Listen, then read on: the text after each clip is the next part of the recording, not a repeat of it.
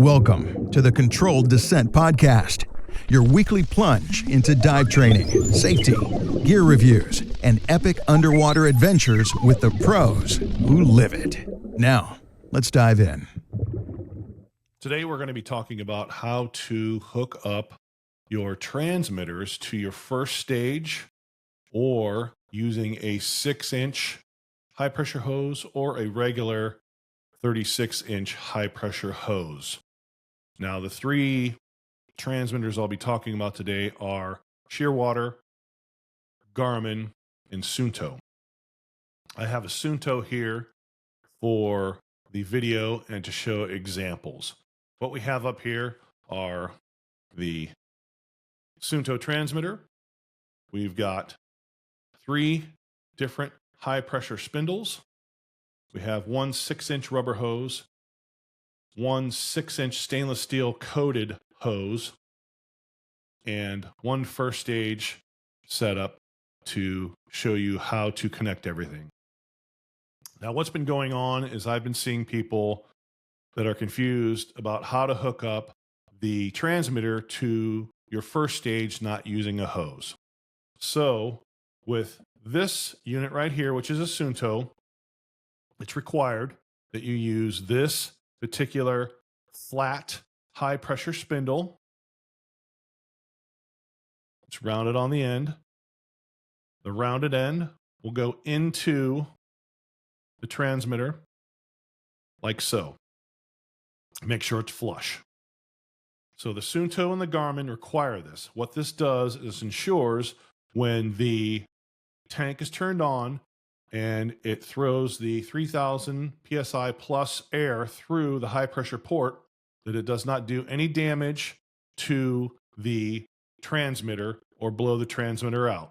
So when you have your Garmin or Suunto and you're ready to hook it up to your first stage, just connecting it without a hose, it'll do like so.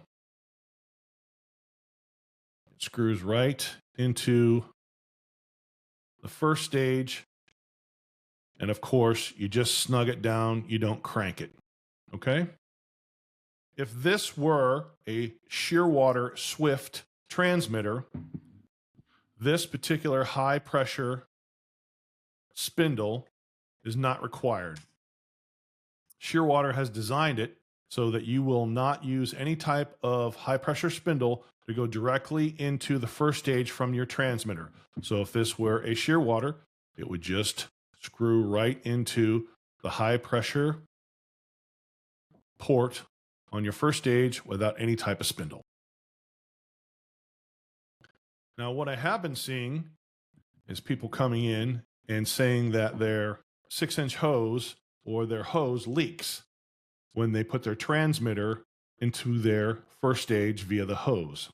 Now, what happens is the customer forgets to put a high pressure spindle into the hose.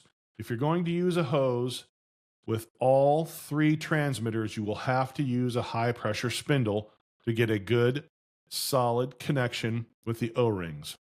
So you'll take the high pressure spindle, place it in the transmitter, place the hose on it,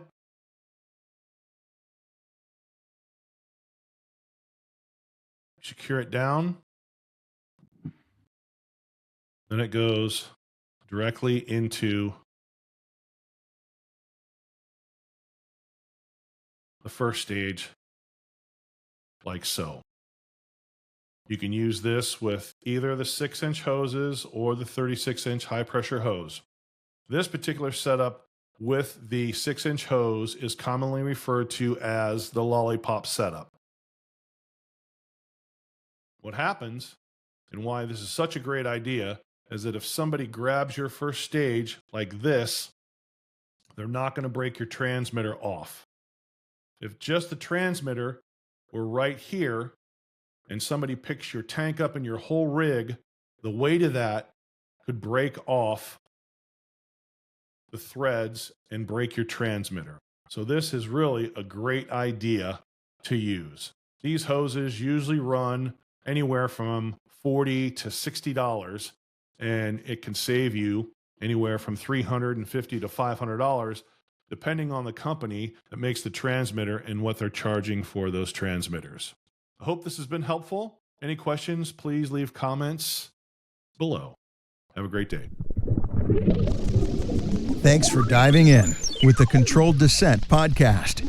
Subscribe, share, and keep exploring the deep with us.